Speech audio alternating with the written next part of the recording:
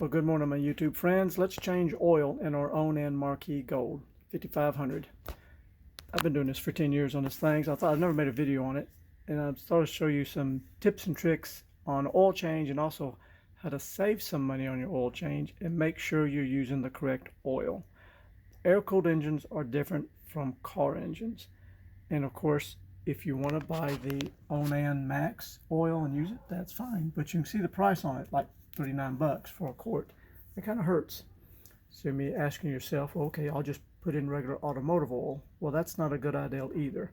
Automotive oil some years back had the zinc removed out of it because of the catalytic converters. But lawnmower oil, air-cooled engine oil, still has zinc. So if you purchase that type of oil, Lucas, other brands, other companies make specific air-cooled engine oil. And there's some certain ratings you just need to look for. Let me show you. Okay, this is right out of the Onan manual. You can see here, for gasoline engine oil quality, you're looking for something. It's SM, SN is the highest rating we have right now. That stands for spark ignition, and N, because it starts out like A, B, C, D, goes on down the line. So we're up to SN being the highest quality. And the oil I'm going to be using today is actually Exmark lawnmower oil, and you see on its rating here, it is SN right there. See, it starts like, the lower numbers, SG, SH. So the highest API number we have right now is SN. And if you're wondering what these other ones like C, the CJ, the CF, all that, well, that's for diesels, that stands for compression ignition. For gas engines, the S stands for spark ignition, just FYI. But also you notice the critical thing I was talking about is the zinc content. I like this particular oil. The reason I have it is because I own a lawnmower shop, so we sell it. But if you have any lawnmower shop nearby that sells Exmark lawnmowers or Toro lawnmowers, this oil will be handy and easy to get access to. It's probably about $10 a quart, I'm going to guess, because it is a pure synthetic. I like that. 2050, and it does have zinc. So a little bit more information about the zinc. A few years ago, with the, I think was it Kohler engines, Kawasaki engines, they all started having issues with cam lobes wearing down too quick. And of course the deal was, back then they started removing zinc out of the regular engine oil. So that's why you can see here like Exmark, you can see I got Kohler oil, we got Kawasaki oil. Every air-cooled engine manufacturer had to go out and formulate their own special oil that had zinc in it. See, like with the Kohler oil, it says extra zinc additive for long durability. Kawasaki the same way. Synthetic blend contains zinc. Even of course, the Onan Max, it does have zinc in it. So that's an important thing. If you just grab the cheapest oil you can for your car, Pennzoil or whatever, if it's for a car, it's not going to have the zinc content that you need, if any, for an air-cooled engine.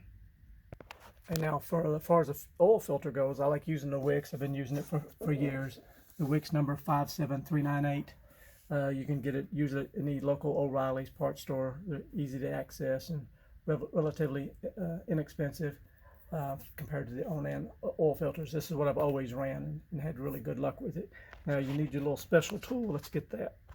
Okay, so you need this little tool. It's in here. It's a 6514 is its size, and that is what will fit your oil filter, because you can see it's kind of tucked up in here, kind of hard to get to with any regular oil wrench or strap.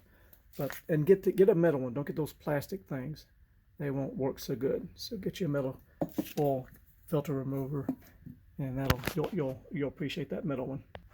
Okay, let's talk about the weight. Of course, when I'm traveling, it's usually stinking hot in the RV. I avoid the cold weather. So I like this 20W50, and you can see how like Kohler recommends a 2050. Exmark, which the Exmark engines, they have their own little brand of engine. And then Kawasaki, they prefer the 10W40, but they also make a 2050 also. But when it comes to air-cooled engines, these little engines, spec-wise, they're all about the same as far as the clearances go, the rod clearance, pistons clearance, valve clearances. These V-twin engines, they're all the same. So I don't see a hoot of difference between 2050, 10W40. If you want to run 1030, whatever you want. I think the more important thing is get you an oil that has zinc in it. And remember, with the Onans, they want you to change the oil annually or every 150 hours right there. So I forget how many hours. I don't have near 150 hours on mine. It's probably only about 75 or so. So it's time to get it changed. And because you might see, because I'm in a building, I got me a pipe run out through the wall, so I can start it up, let it run, get good and warm. Now, one thing I always do, I always go ahead and break it loose first. Just get my socket on there while it's cold. Just break it free, so that way I'm not having to fight it after it gets really hot, and sometimes it gets tighter. And I went ahead, got me a pair of pliers and cracked that loose, so I know it's ready to go. So I guess our next step is I'm going to start this up and turn on both air conditioners, put it on load, get it good and hot, which that's something we should do every month anyway, load it. And if I remember right, Onan told me they want you to run these things every month for a good 45 minutes under load, because you want, and the reason for it, I asked them, it's not as part of a carburation, but the biggest thing is they want you to push the moisture out of the windings. You know, if you've got an RV that sits out, the moisture gets absorbed in those windings and coils. They want to get all that moisture pushed out of them to prevent any corrosion. So that's that. Oh, and here's a data sheet I found. This is the Onan oil. It shows you the zinc compounds it has in it, 1.65%. I printed out some stuff before I started this little project. Oh, and another tip, to check oil in these Onan 5500s, you do want it screwed in all the way. So the proper way to check oil is screw it in all the way, then check it. Don't just go like this and say, oh, it's good. They will tell you to screw it all the way in. Actually, on all the Onans except, okay, I got this out of the manual. All the Onans except the 28 and 2500, those are different. But everything else, you screw the dipstick in all the way. Okay, another annual thing you should do, you may not know about this, is cleaning out the spark arrestor. And you might not even know where your spark arrestor is. I'll show you here. Spark arrestor, let's get out of the RV. Okay, but there's your spark arrestor. Well, the clean out for it. There is that little port. And just take that, unscrew that, and then start it, let it run for 5 or 10 minutes. Any soot and carbon that's built up will blow out. Now, I'm not going to do that today because I'm in my building. If I did, it's going to blow all that crap everywhere. So I'll wait till I'm outside. And of course, you don't want to do it in a dry area where there's grass and stuff. Do it somewhere maybe where there's some concrete. Maybe I should clarify, you don't want to do it around grass or dry grass because the sparks and stuff could come out and possibly start a fire. But I don't think you'd let that happen. Also, during the warm-up phase, put your cover back on. Leave the cover off. It disturbs the airflow, can cause the engines actually to overheat. So put the cover back on. I'm going to let this run for a good 45 minutes. It'll be nice and warm, and we'll get to draining some oil. See how well that works?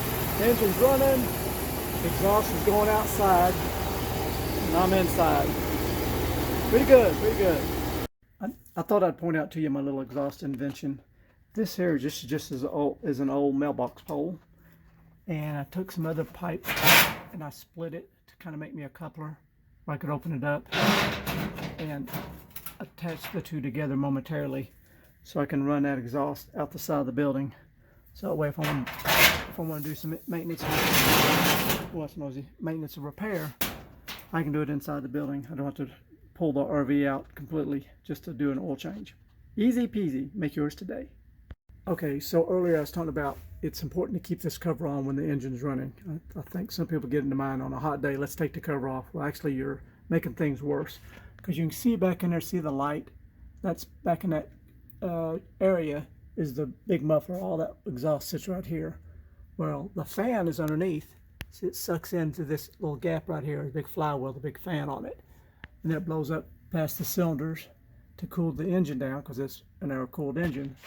And then it blows into this back box, and then where all the muffler is, pushes all that heat that the muffler is generating down out the bottom.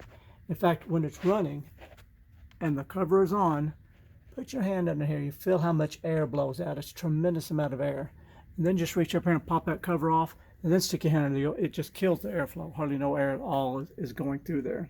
So that's something to keep in mind on those hot days. And I have seen on some motorhomes where they have issues where, you know, because you got your intake, here's your intake here, and there's the heat's blowing out, where they make these baffle kits to come down and help to separate the heat. So there's less chance of the intake sucking in the hot air from the exhaust and making things worse.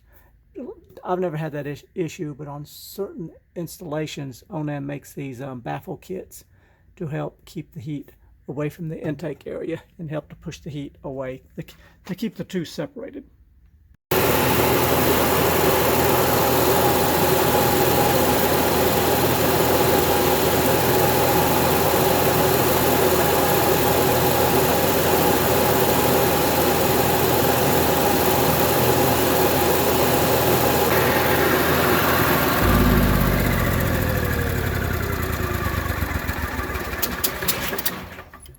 And I showed you a snippet of the, before I shut it down, the temperature, just to show you how hot these things get. That's another reason why zinc is so important.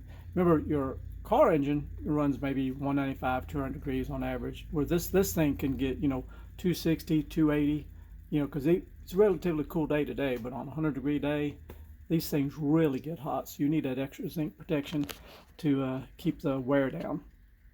All right, let's start draining some oil here. I think it's cranking hot. Unscrew it. There it goes. And let's take the dipstick out, see if we can't get a little better flow.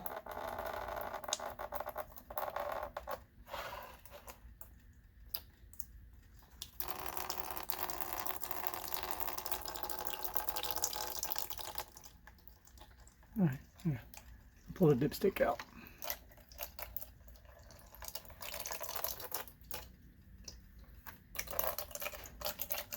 It's hot, hot, hot. Okay. All right. She's flowing good. All right.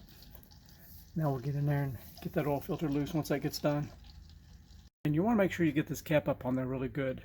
And get it in I got my little rubber mallet here. I'll give it a little love tap just to make sure. All right, so let me get my hammer. Okay, kind of get it in place. Then give it a little love tap. Get it seated well. And so that way you can get it off without any issues. And like I did before, I broke it free just while it was cold. So now it don't give me so much trouble. All right, let's get the...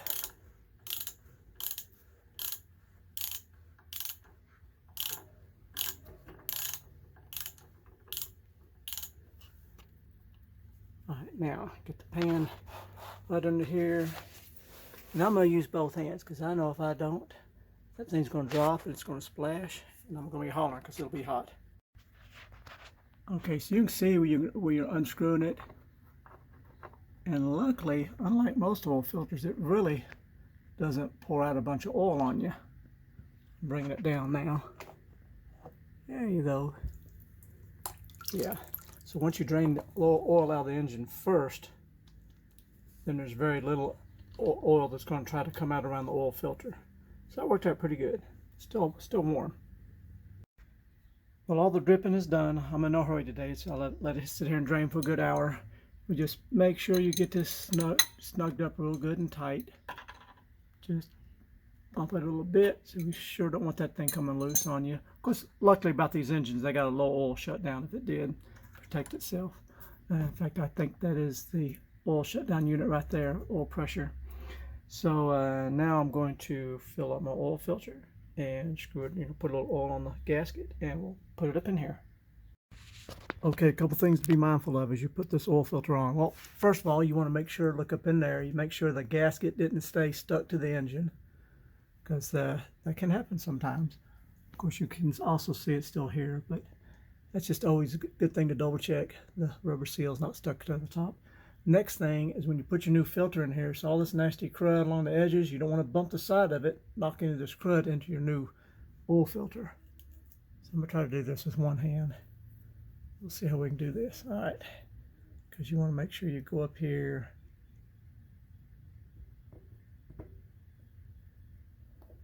There we go. You want to keep everything nice and clean. Kind of a tight fit.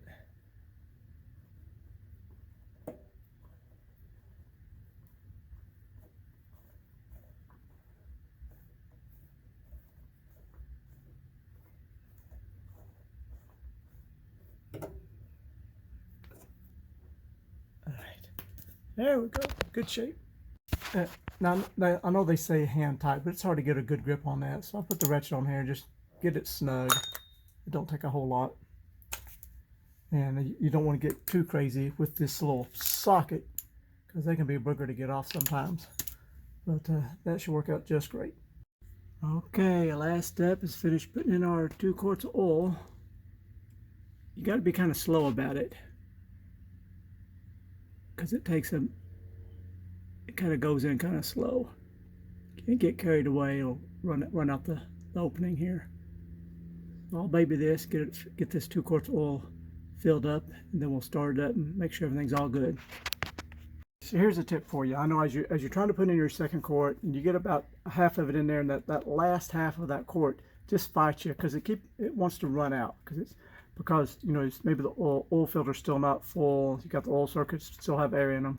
So once you get about a quart and a half and it starts giving you a pain about trying to run over the edge, put your dipstick back in it, start up just let it run for 60 seconds, then shut it down.